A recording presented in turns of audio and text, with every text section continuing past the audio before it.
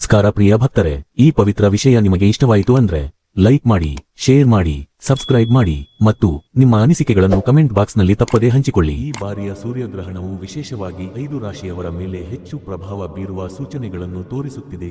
5 ರಾಶಿಗಳು 5 ರಾಶಿಯವರ ಬದುಕಿನಲ್ಲಿ ಆರ್ಥಿಕ ಪರಿಸ್ಥಿತಿ, ಆರೋಗ್ಯ ಸಂಬಂಧಿತ ವಿಚಾರಗಳು ಮತ್ತು ವೈಯಕ್ತಿಕ ಸಂಬಂಧಗಳಲ್ಲಿ ಹೊಸ ತಿರುವುಗಳು ಬರಲು ಸಾಧ್ಯ. ಹೀಗಾಗಿ ಪ್ರತಿಯೊಂದು ರಾಶಿಯವರು ಈ ಸಮಯವನ್ನು ಹೇಗೆ ಬಳಸಬೇಕು, ಯಾವ ಮುನ್ನೆಚ್ಚರಿಕೆಗಳನ್ನು ಪಾಲಿಸಬೇಕು ಮತ್ತು ಯಾವ ರೀತಿಯ ಆಧ್ಯಾತ್ಮಿಕ ಕ್ರಮಗಳನ್ನು ಅನುಸರಿಸಬೇಕು ಎಂಬುದನ್ನು ಈಗ ಕ್ರಮವಾಗಿ ತಿಳಿದುಕೊಳ್ಳೋಣ.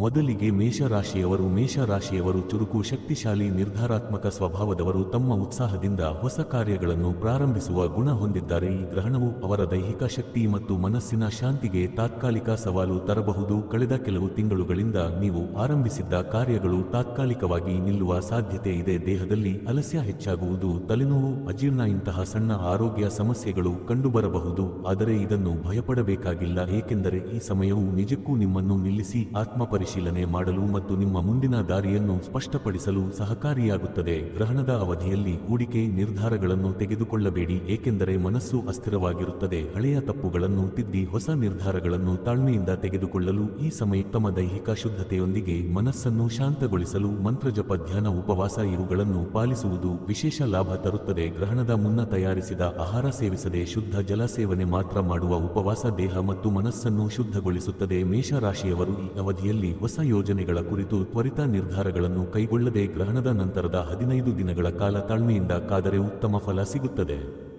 ಮುಂದೆ ವೃಷಭ ರಾಶಿಯವರು ನೆಮ್ಮದಿಯ ಜೀವನವನ್ನು ಇಷ್ಟಪಡುವವರು. ಕುಟುಂಬ, ಸ್ನೇಹ, ಆಸ್ತಿ ಮತ್ತು ಭೌತಿಕ ಸೌಕರ್ಯಗಳು ಇವರ ಜೀವನದಲ್ಲಿ ಮಹತ್ತರ ಪಾತ್ರ ವಹಿಸುತ್ತವೆ. ಈ ಸೂರ್ಯಗ್ರಹಣವು ಕುಟುಂಬ ಸಂಬಂಧಗಳಲ್ಲಿ ತಾತ್ಕಾಲಿಕ ಒತ್ತಡ ತರಬಹುದು. ಹಳೆಯ ವಿಚಾರಗಳಿಂದ ಮನಸ್ತಾಪ ಉಂಟಾಗುವ ಸಾಧ್ಯತೆ ಇದೆ, ಆದರೆ ಇದು ಶಾಶ್ವತವಲ್ಲ. ಗ್ರಹಣದ ನಂತರ ಕುಟುಂಬದಲ್ಲಿ ಮತ್ತೆ ಸಮಾಧಾನ ಮರಳಿ ಬರುತ್ತದೆ. ಮನೆಯಲ್ಲಿನ ಆಸ್ತಿ ಸಂಬಂಧಿತ ವ್ಯವಹಾರಗಳಿಗೆ ಹೊಸ ಬೆಳಕು ಬೀಳಬಹುದು. ಹಳೆಯ ಬಾಕಿ ಹಣ ವಾಪಸ್ಸು ಬರುವ ಸೂಚನೆಗಳಿವೆ. ಮಹಿಳೆಯರು ತಮ್ಮ ಆರೋಗ್ಯದ ಕಡೆ ಹೆಚ್ಚು ಗಮನ ಕೊಡುವುದು ಮುಖ್ಯ. ಹೊಟ್ಟೆ ಹಾರ್ಮೋನ್ ಅಥವಾ ಜೀರ್ಣಕ್ರಿಯೆ ಸಂಬಂಧಿತ ಸಮಸ್ಯೆಗಳು ಎದುರಾಗಬಹುದು. ವೃಷಭ ರಾಶಿಯವರು ಗ್ರಹಣದ ದಿನಗಳಲ್ಲಿ ಲಕ್ಷ್ಮೀ ದೇವಿಯನ್ನು ಆರಾಧಿಸಿ ಮನೆಯಲ್ಲಿ ದೀಪ ಹಚ್ಚಿ ಸಾತ್ವಿಕ ಭೋಜನ ವಿತರಣೆ ಮಾಡಿದರೆ ಪಾಪ ಪರಿಹಾರ ಮತ್ತು ಸಂಪತ್ತಿನ ವೃದ್ಧಿ ಸಾಧ್ಯ. ಪಿತೃಗಳಿಗೆ ತರ್ಪಣ ಮಾಡುವುದರಿಂದ ಮನೆಯಲ್ಲಿನ ಶಾಂತಿ ಮತ್ತು ಐಶ್ವರ್ಯ ಹೆಚ್ಚುತ್ತದೆ. ಗ್ರಹಣದ ನಂತರ ಕುಟುಂಬದ ಸದಸ್ಯರೊಂದಿಗೆ ಪ್ರೀತಿ ಭಾವದಿಂದ ಮಾತುಕತೆ ನಡೆಸುವುದರಿಂದ ಹಳೆಯ ಭಿನ್ನಾಭಿಪ್ರಾಯಗಳು ನಿವಾರಣೆಯಾಗುತ್ತವೆ. ಕಟಕ ರಾಶಿಯವರ ಜೀವನದಲ್ಲಿ ಈ ಸೂರ್ಯಗ್ರಹಣವು ಹಣಕಾಸು ಮತ್ತು ಮಕ್ಕಳ ಸಂಬಂಧಿತ ವಿಷಯಗಳಲ್ಲಿ ಹೆಚ್ಚಿನ ಗಮನವನ್ನು ಬೇಡಿಕೊಳ್ಳುತ್ತದೆ. ಅಕಸ್ಮಾತ್ ಖರ್ಚುಗಳು ಹೆಚ್ಚಾಗುವ ಸಾಧ್ಯತೆ ಇದೆ. ಮಕ್ಕಳ ಆರೋಗ್ಯ ಅಥವಾ ಶಿಕ್ಷಣದ ಕುರಿತು ತಾತ್ಕಾಲಿಕ ಚಿಂತೆ ಬರಬಹುದು, ಆದರೆ ಈ ಸಮಯದಲ್ಲಿ ಮಾಡಿದ ಪ್ರಾರ್ಥನೆ ಮತ್ತು ಧಾರ್ಮಿಕ ಕ್ರಿಯೆಗಳು ಭವಿಷ್ಯದಲ್ಲಿ ಉತ್ತಮ ಫಲ ನೀಡುತ್ತವೆ. ಹೂಡಿಕೆ ಮಾಡುವಾಗ ಜಾಗ್ರತೆ ವಹಿಸಿ, ತುರ್ತು ಖರ್ಚುಗಳಿಗೆ ಮಾತ್ರ ಹಣ ಬಳಸುವುದು ಉತ್ತಮ. ಕುಟುಂಬದ ಸದಸ್ಯರೊಂದಿಗೆ ಪ್ರೀತಿ ಭಾವದಿಂದ ವರ್ತಿಸಿ. ಗ್ರಹಣದ ನಂತರದ ದಿನಗಳಲ್ಲಿ ಸಂಬಂಧಗಳಲ್ಲಿ ಹೊಸ ಒಗ್ಗಟ್ಟು ನಿರ್ಮಾಣವಾಗುತ್ತದೆ. ಚಂದ್ರ ಸೂರ್ಯ ಗಾಯತ್ರಿ ಮಂತ್ರ ಪಠಿಸುವುದು ಕಟಕ ರಾಶಿಯವರಿಗೆ ಸಂತಾನ ಸುಖ ಮತ್ತು ಮನಸ್ಸಿನ ಶಾಂತಿಯನ್ನು ತರುತ್ತದೆ. ಗ್ರಹಣ ಮುಗಿದ ನಂತರ ಪವಿತ್ರ ಸ್ನಾನ ಮಾಡಿ ದೇವರನ್ನು ಪ್ರಾರ್ಥಿಸುವುದು ಪಾಪ ಪರಿಹಾರಕ್ಕೆ ಸಹಕಾರಿ. ಈ ಅವಧಿಯಲ್ಲಿ ಹಳೆಯ ಗೊಂದಲಗಳಿಂದ ಮುಕ್ತವಾಗಿ ಹೊಸ ಆಧ್ಯಾತ್ಮಿಕ ಪಥದಲ್ಲಿ ಮುಂದುವರಿಯಲು ಅವಕಾಶ ಸಿಗುತ್ತದೆ. ಕಟಕ ರಾಶಿಯವರು ತಮ್ಮ ಮನಸ್ಸಿನ ಭಯಗಳನ್ನು ಬಿಟ್ಟು ಧೈರ್ಯದಿಂದ ಹೊಸ ನಿರ್ಧಾರಗಳನ್ನು ಕೈಗೊಳ್ಳಲು ಈ ಸಮಯವನ್ನು ಬಳಸಿಕೊಳ್ಳಬಹುದು.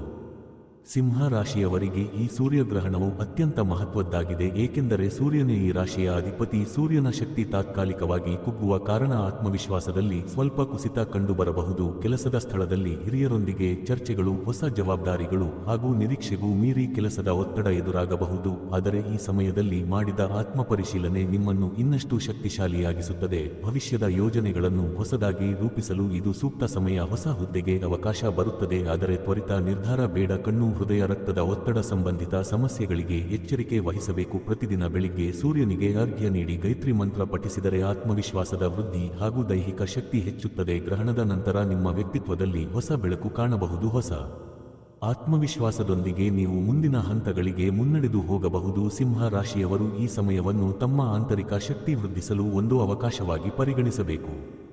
ಧನು ರಾಶಿಯವರು ಈ ಗ್ರಹಣದ ಲಾಭವನ್ನು ಆರ್ಥಿಕ ಉನ್ನತಿಯಲ್ಲಿ ಹೆಚ್ಚು ಅನುಭವಿಸಬಹುದು. ಹಳೆಯ ಸಾಲಗಳಿಂದ ಮುಕ್ತಿ, ಬಾಕಿ ಹಣ ವಾಪಸ್ಸು, ಹೊಸ ಆದಾಯ ಮೂಲಗಳು ತೆರೆದುಕೊಳ್ಳುವ ಸಾಧ್ಯತೆ ಇದೆ. ಉದ್ಯಮಿಗಳಿಗೆ ಹೊಸ ಒಪ್ಪಂದಗಳು ಲಾಭಕಾರಿ ಹಂತಗಳಿಗೆ ಕರೆದೊಯ್ಯಬಹುದು. ಆದರೆ ಅಹಂಕಾರ ತೋರಿದರೆ ಸ್ನೇಹಿತರೊಂದಿಗೆ ಮನಸ್ತಾಪ ಉಂಟಾಗಬಹುದು. ಆದ್ದರಿಂದ ಎಲ್ಲರೊಂದಿಗೆ ಸ್ನೇಹಪೂರ್ಣವಾಗಿ ವರ್ತಿಸುವುದು ಮುಖ್ಯ. ಆರೋಗ್ಯದ ದೃಷ್ಟಿಯಿಂದ ಜೀರ್ಣಕ್ರಿಯೆ, ಲಿವರ್ ಸಂಬಂಧಿತ ಸಮಸ್ಯೆಗಳಿಗೆ ಎಚ್ಚರಿಕೆ ವಹಿಸಬೇಕು. ಧನು ರಾಶಿಯವರು ಗ್ರಹಣದ ಸಮಯದಲ್ಲಿ ಪೀಪಲ್ ಮರದ ಸುತ್ತ 7 ಸುತ್ತು ಹಾಕಿ ಶುದ್ಧ ಹಾಲು ದಾನ ಮಾಡುವುದರಿಂದ ಶತ್ರುಗಳ ಮೇಲೆ ಜಯ ಸಾಧಿಸಲು ಮತ್ತು ಹಣಕಾಸಿನ ಸ್ಥಿತಿ ಸುಧಾರಿಸಲು ಸಹಾಯವಾಗುತ್ತದೆ. ಗ್ರಹಣದ ನಂತರ ಹೊಸ ಶಕ್ತಿ ಮತ್ತು ಉತ್ಸಾಹವನ್ನು ಅನುಭವಿಸುವಿರಿ. ಹೊಸ ಯೋಜನೆಗಳನ್ನು ಯಶಸ್ವಿಯಾಗಿ ಆರಂಭಿಸಲು ಈ ಸಮಯ ಅನುಕೂಲಕರವಾಗಿರುತ್ತದೆ. ಹಳೆಯ ಬಾಕಿ ವ್ಯವಹಾರಗಳು ಮುಕ್ತಾಯಗೊಂಡು ಹೊಸ ಹಾದಿ ತೆರೆದುಕೊಳ್ಳುವ ಸೂಚನೆಗಳು ಸ್ಪಷ್ಟವಾಗುತ್ತವೆ.